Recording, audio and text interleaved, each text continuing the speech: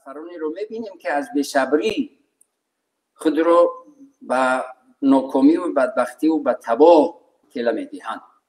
یک چند سال قبل کورس‌های چوری قسمی خواهران دختران رو در دانشکده اسلامی درس میدادم.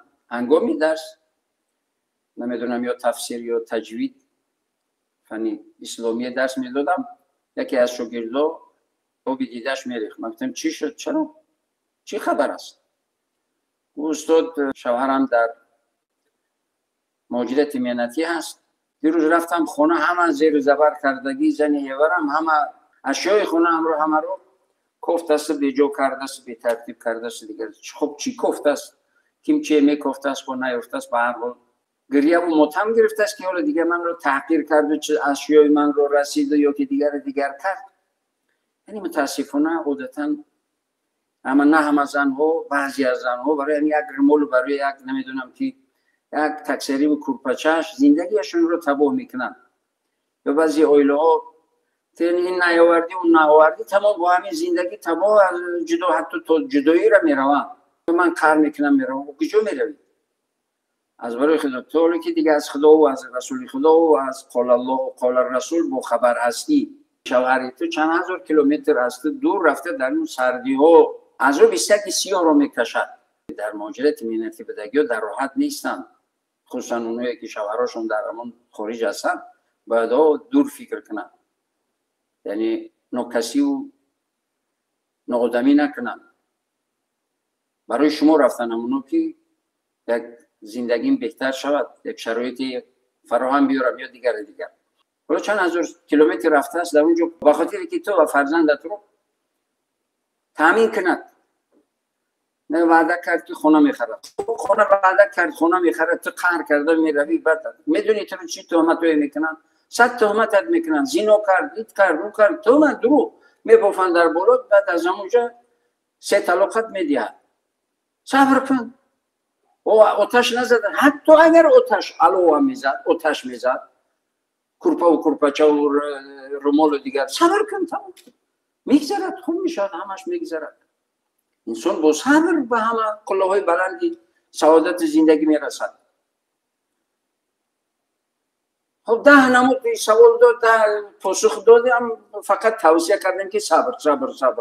یک چند مدت بعد یک نفری اومد، السلام علیکم استاد، چیزی که پرواز میکنه. استاد الحمدلله نصیحت شما رو گرفتم، صبر کردم، ولی خونه نو خریدیم، شما رو میخوایم دعوت کنیم خونمون یک پیاله چای بگیریم. صبر. انسان با صبر به همه مقام ها و به همه منزله و به همه چیز میرسد. مشکلی زندگی کی مشکلی ندارد؟ همین زندگی کی از دیقان تا وزیر تا همه در زندگی کی مشکلی دشواری ندارد؟ این حیاتی چی هست؟ مشکلی و مشقت است. این اساس موضوع ما در وقت است. یعنی این سوره مبارکه رو ببینید، انسان که عبارت از وقت است، پروردگار با وقت سوگند میخورد.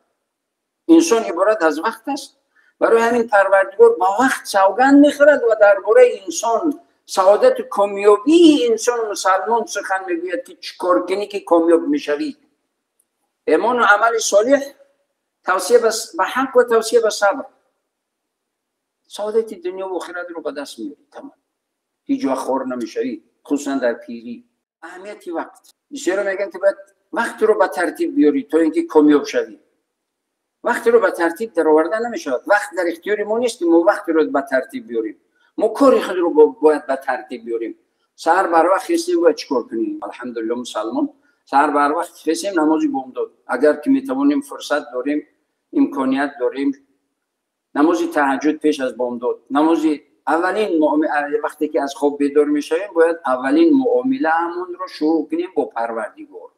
وقتی که اولین معامله و ملاقات با پروردگار شد، اون پروردگار تمام معامله و ملاقاتت رو با برکت میکنه. ما وقتی رو نمیتوانیم ترتیب بدیم، کارمون رو میتوانیم که ترتیب بدهیم. همینایی که با کامیابی و با سعادت و کامیاب شدن و به یک جای رسیدن وقتی رو به ترتیب نی، از وقت استفاده کردن، کاری خود رو به ترتیب در آوردن، تمام، یعنی به جای رسیدن. حالا که اولین ملاقات و معامله با پروردگار کردیم، دوام تمام معامله و ملاقات ما رو پروردگار با برکت میکنه. بعضی که سین سالشون نفقه برآمدگی هستن، سین سالشون به یک جای رسیده است، بعدی سین سال نفقه نماز که خوندن یک چند کیلومتر راه برن، یک تسبیح در دست. تسبیح به خاطر چی؟ به خاطر که ذکر رو به یاد میارد. سبحان الله، الحمدلله، استغفرالله، صلوات، درود، دیگر استغفار و درود و صلوات از وقت استفاده کردن. تو وقتی چو یک حرکت کنید تا اینکه بدن گرم شود، گردش خون زیاد شود، بدن مبارزه با مقابل سردی و بیماری ها و ویروس ها و دیگر مبارزه برده تواند بدن رو گرم کردن در کار. ولی خود همین نماز رو هم پروردگار با طرز اسلوب امر کردگی است که به منفعت انسان است، به منفعت مادی و معنوی و حسی و یعنی دینی انسان است. البته که عبادت هست، ما پروردگار رو سجده میکنیم، لیکن طرز نمود ما عبادت میکنیم حتی که به جسم خود فایده دارد. پاکی هست، ولی پاکی از اسلام است. طهارت یعنی چی؟ دهن رو مسواک میکنید، غرغره میکنید، بینی رو میافشونید، هر چیزی از چنگ غبار و دیگر باشد بینی هم تازه میشد، هر ویروسی هم در اومده باشد میبرد میرود. رو میشوید، چشم یعنی بینی و رو و چهره رو تازه میکنید، حداقل 3 بار. حالا دست و پا رو انگشتا رو از زیر خلال میکنید.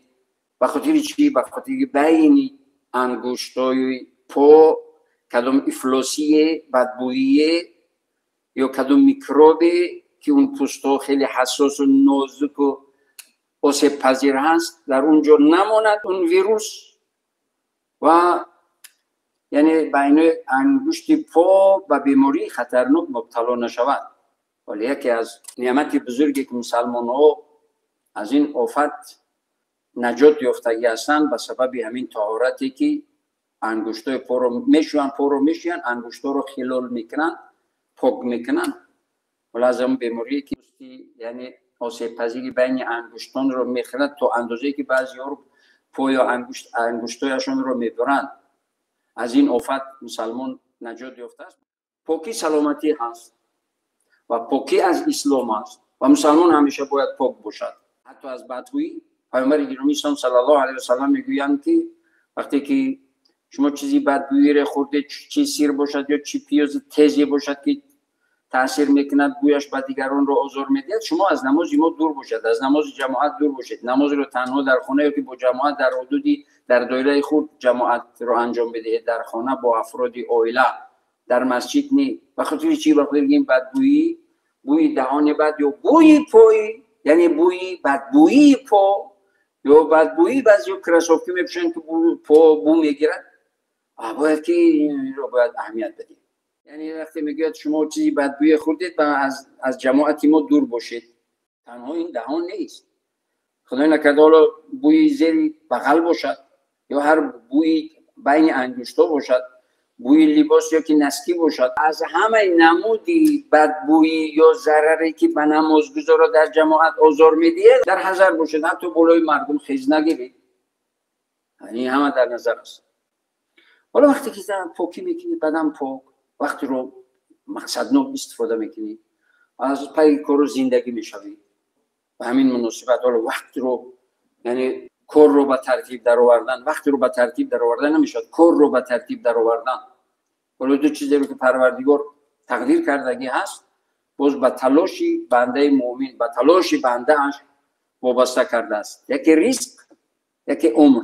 پروردگار رزق رو میدهد، میگه وابسته به اون انسانی که با کدام راه به دست میارد اون رزق رو. اون رزق رو خداوند عزوجل تقدیرت کرده است، لیکن برای رزق باید سعی و تلاش کنید و طلب رزق حلال عبادت است و حتمی باید انسان سعی و تلاش کند. یعنی طلب رزق حلال چیز عبادت است. ولی انسان دهقانی میکند، تجارت میکند، صاحب کاری میکند، هر کاری که میکند مدام در اون است، در عبادت است. ولی که ما صحبت داریم و شما شنیده ایستاده، دین عبادت است. خداوند عزوجل رزق رو تقدیر کردگی هست، لیکن وابسته به سعی و تلاش بنده است.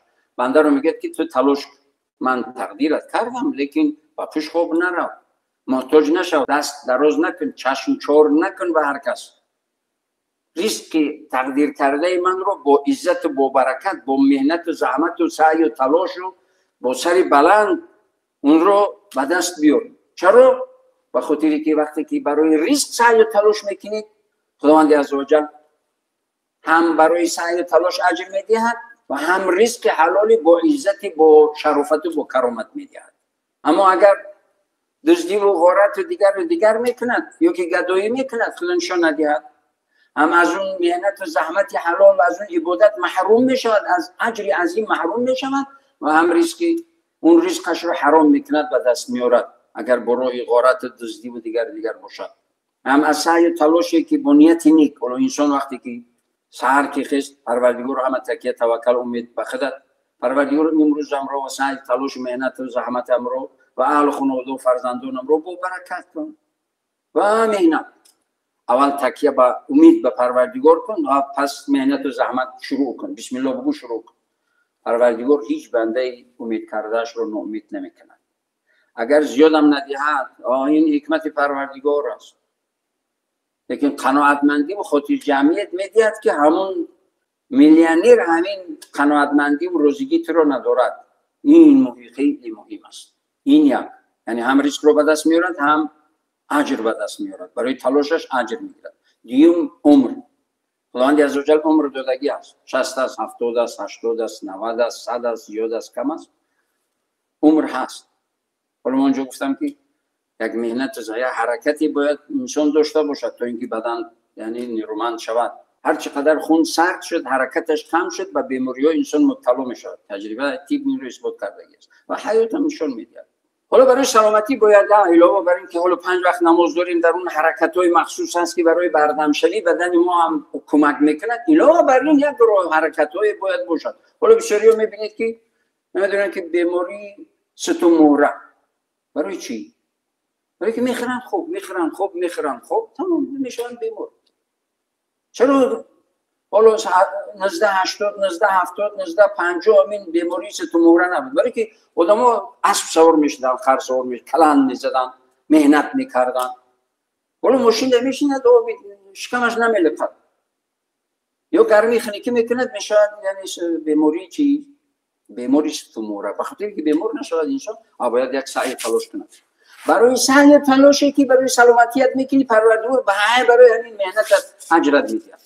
هم اجر میگیرید برای سعی تلاش مهنت و زحمت و هم سلامت زندگی سالم و بردم زندگی میکنی.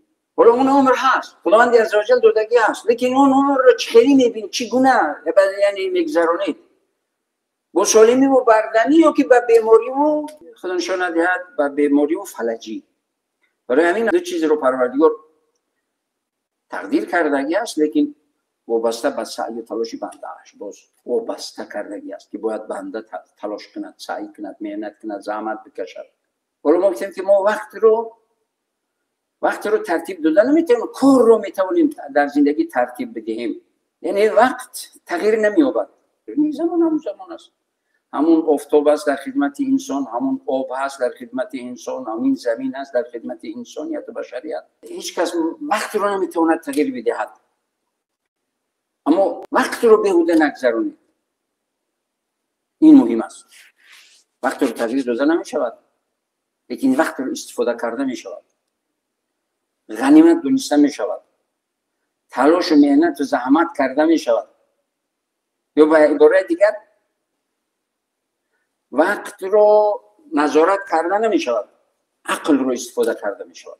وقت اون در اختیار ما نیست. یک وقتی میاییم و یک وقتی میرویم، تمام از اختیار ما بیرون است. اما عقل رو می شود استفاده کرد. همونایی که کامیاب شدن، موفق شدن، به یک جای رسیدن، چی مادی باشد چی معنوی باشد، مقام‌های معنوی و مادی، عقل رو استفاده کردن. عقل رو وقتی که استفاده کرد، انسان به یک جای میرسد. ولی این پروردگار هم اگر به بندهش عقل نمیداد، هیچ وقت این دنیا رو امتحان قرار نمیداد، حتی جنت جهنم نمی آفرید اگر انسان رو عقل نمیداد. پس این عقل رو باید مسلمان، خصوصا مسلمان باید استفاده کنه. ولی هم مثال یادی دیگر برای چی در دین مبین اسلام تمامی مسکننده ای که چی نوشیدنی باشد، چی کشیدنی باشد که انسان رو مست میکند یا عقل رو خیره میکند یا تیره میکند یا دیگر کرخت میکند، حرام است. وقتی که دایم مسلمان عقلش فعال باشد. ولی میشونیم که چیکار کردی؟ خیلی بی عقلی کردم. برای چی بی عقل کردی؟ چرا اون عقل استفاده نکردی؟ ما وقت رو نمیتونیم تغییر بدیم، اما عقل رو میتونیم استفاده کنیم از این وقت، یعنی برای خود چیزی بسازیم. حتی ببینید وقتی که انسان مهنت و زحمت میکشد زیاد سعادت میرسد. ببینید پیامبر علیه السلام در معراج میبینید که یک زنی میگوید که پیامبر در حدیث هست که میگوید اول من يدخل الجنه انا و انما تنازعني امراه تريد ان تدخل قبلي فقلت يا جبريل من هذه؟ قال امراه ربت اولادها. میگوید اولین انسانی که من هستم که داخل جنت میشوم. زنهایی رو میبینم که تلاش میکنن تا اینکه قبل از من داخل جنت شوم. در معراج یعنی پروردگار بسیاری از معجزه‌های تا آخر زمان رو به پیامبرش به حبیبش نشان داد. بعد میپرسد میگه که ای جبریل اینو کی هستن؟ یا این کی هست که قبل از من داخل جنت شدنی است تلاش دارد؟ میگه این همون مادری است که فرزندانش رو تربیت کردنی است، پروردگار مقام بلندش داده است. با چی؟ با مهنت. برای همین میگن که در جوانی زحمت و خستگی و در پیری راحت و سعادت ابدی. حالا این مادر چیکار کرد؟ فرزندانش رو تربیت کرد، زحمت کشید، خسته هم شد، لیکن از این خستگیش لذت برد بر خاطر که فرزندانش رو تربیت کرد. حالا در پیری چی؟ در پیری راحت و سعادت ابدی. پروردگار این زحمتش رو قدر کرد و بالای چشم دیده فرزندان زندگی کرد. هر انسانی که در جوانی وقتی که فرزندان می شود، فرزندان رو تربیت میکند، مهنت و زحمت میکشد، در پیری راحتش رو میبیند. برای همین میگه که زحمت و خستگی در جوانی، در پیری راحت و سعادت ابدی. این دنیا عبارت از مهنت و زحمت است. پیامبر گرامی اسلام علیه السلام میگویند که الدنیا مزرعه الاخره. این دنیا جای کشت کاری آخرت است، جای عبودی جنت است. با تربیت فرزند، با احترام پدر و مادر، با نیکی به اهل خانواده و نیکی با محیط، نیکی به وطنت و کشورت، آبادکاری در وطن کشورت، قصرهای در جنت است. شاعر میگه در اینجا کار در آنجا نخل بردار، در اینجا کار در آنجا نخل بردار، شوی تو سرفراز از فضل غفار. اینجا کار، مهنت، زحمت، عبادت، مشقت هم انجام بده، در آنجا قصرهای در جنت به دست بیار و از فضل پروردگار غفار، از فضل و مرحمتش و با دیدار عزیزش مشرف و منور بگرد.